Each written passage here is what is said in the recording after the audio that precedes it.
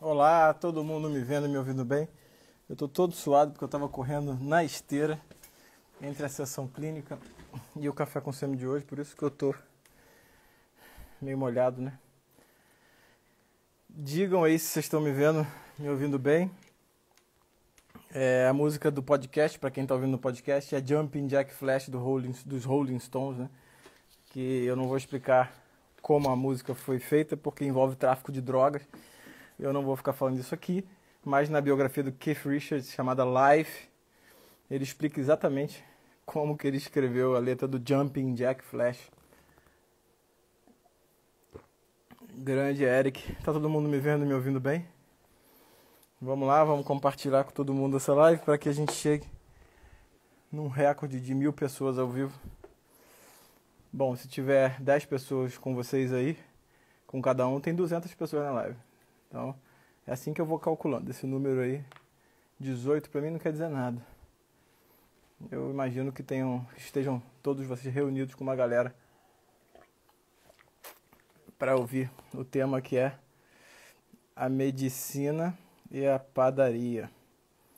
Eu já falei várias vezes sobre isso, já dei esse exemplo, fixando aqui nos comentários, tá? Para falar um pouco sobre a medicina e a padaria, o que tem a ver uma coisa com a outra. Alguém já me ouviu falando sobre isso? Sobre a medicina e a padaria? Vamos lá. Quem já sabe o que eu vou falar, só para eu fazer um teste, me diga. Vou puxar aqui o ventilador para inclinar para mim. Bom, eu vou falar um pouco mais a fundo sobre isso, porque é um dos temas que eu falei nos episódios, que a Larissa falou que não. Nos temas dos episódios que eu gravei recentemente, que disponibilizei, que a gente chamou de mapa do diagnóstico preciso, né? Enfim, tem muito a ver com a formação do médico hoje em dia, de quem faz medicina, né? Eu quero que vocês imaginem comigo uma pessoa que tenha nascido numa família de padeiros, tá? Imagina aí uma pessoa que nasceu numa família de padeiros e tem ali o bisavô era padeiro, o avô era padeiro, o pai era padeiro e o filho, então, ele, enfim, tem a oportunidade de estudar medicina, tá? Esse filho, então, esse rapaz, com o esforço dos pais ali, ele tem a oportunidade de estudar medicina. E ele entra na faculdade de medicina. Ao longo de gerações ali, aquela família se esforçou para construir uma padaria, para viver ali numa condição de comércio um pouco melhor. E as histórias contadas na família são de que o bisavô passou uma necessidade, o avô um pouco menos, o pai prosperou na padaria, então conseguiu que o filho estudasse medicina, né?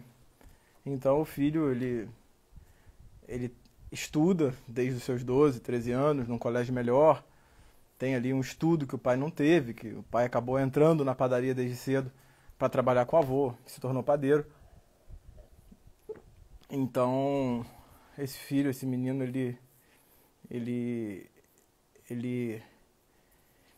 ele estuda para medicina e passa para medicina, tá? Vamos, antes de falar da vida desse rapaz que tá estudando medicina, vamos falar da vida do pai dele. O pai dele, esse pai desse rapaz, ele desde muito cedo, ele vivia numa padaria, né?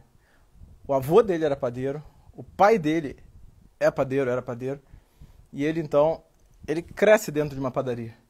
Desde os 8, 9 anos ele já faz algumas coisas na padaria, ele ajuda, olha a Carol aí, ele ajuda o avô, o pai, ele vive, ele brinca dentro da padaria, o imaginário dele, ele é montado dentro de uma padaria, né?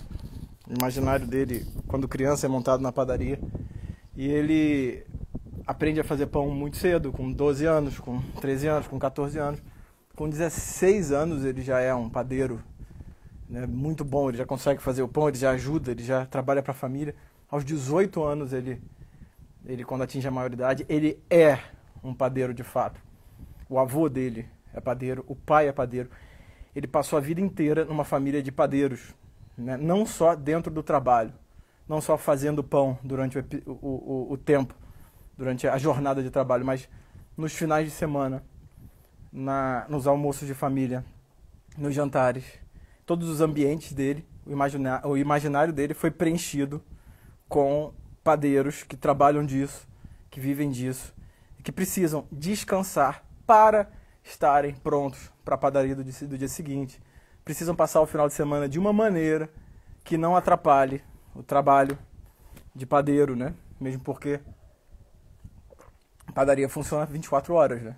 Então ele já viu desde cedo como que os pais, que o pai, que o avô revezavam e lidavam com aquilo ali, como que o lazer, como que a vida ou a ausência de vida intelectual, assim dizendo, não que isso diminua a pessoa, porque não é esse o ponto, mas ele já viveu e respirou o ar de uma família que trabalha em padaria, né?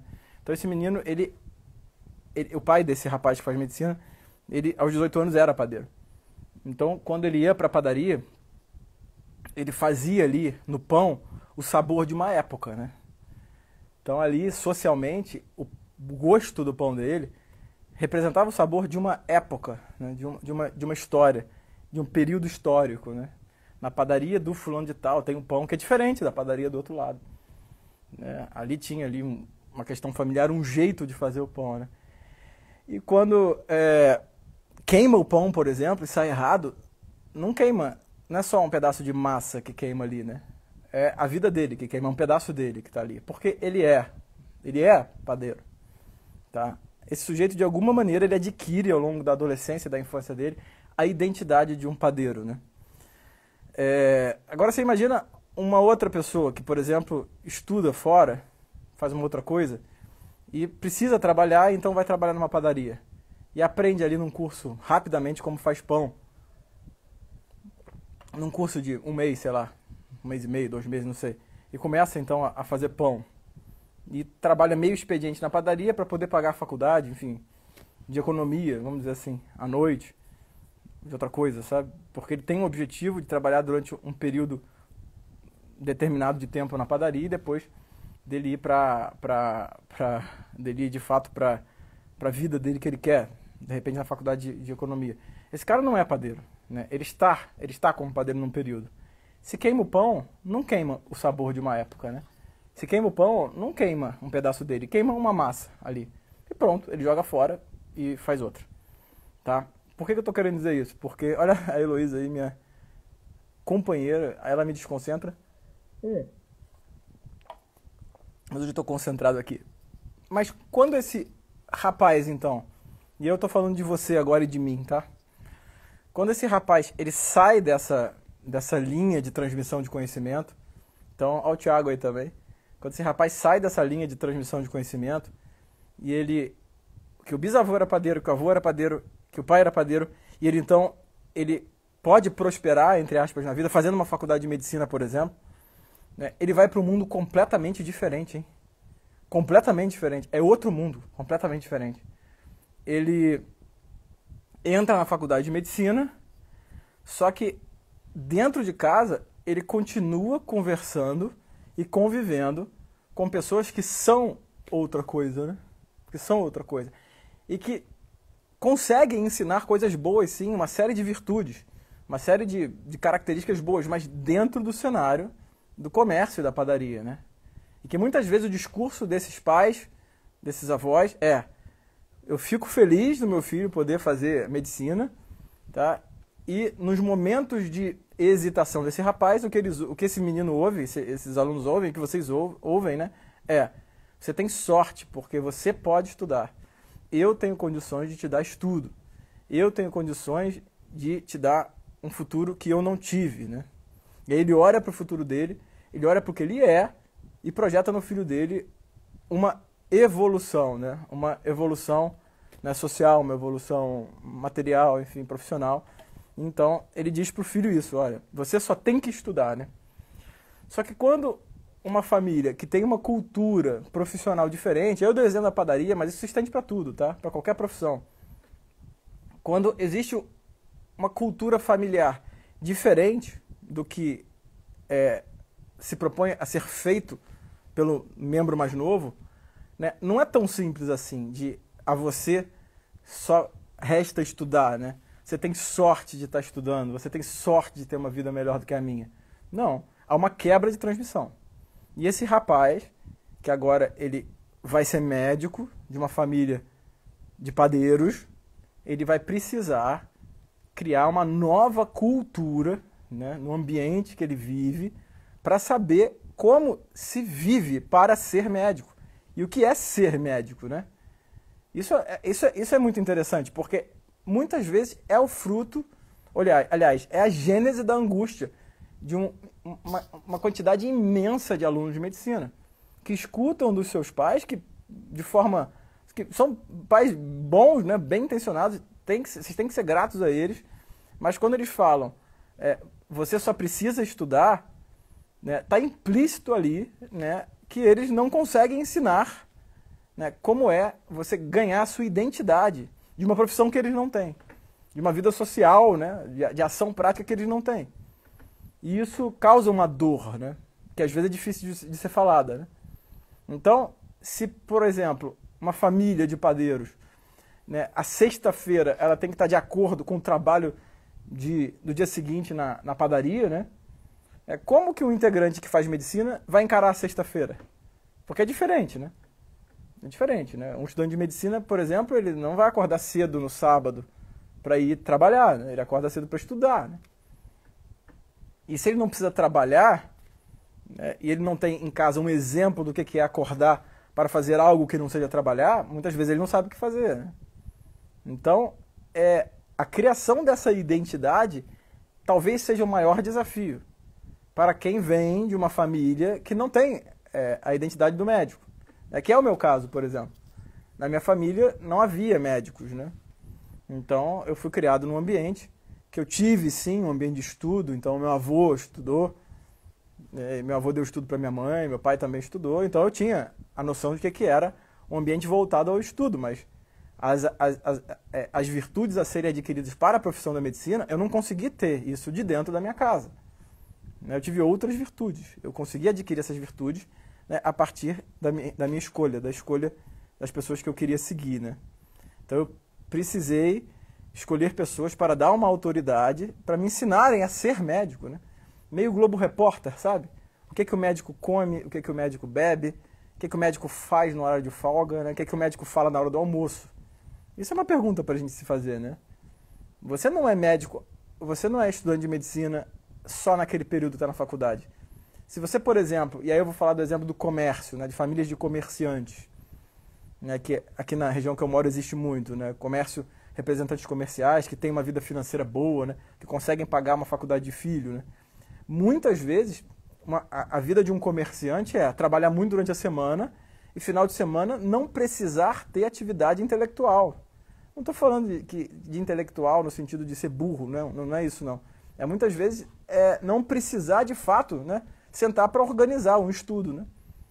Então muitas vezes o estilo de vida de comerciantes no final de semana um churrasco, né? Enfim, tomar uma cerveja e descansar, né? E passar o sábado e o domingo, né, sem, né, uma atividade voltada à profissão, porque ele sabe que na segunda-feira a história começa.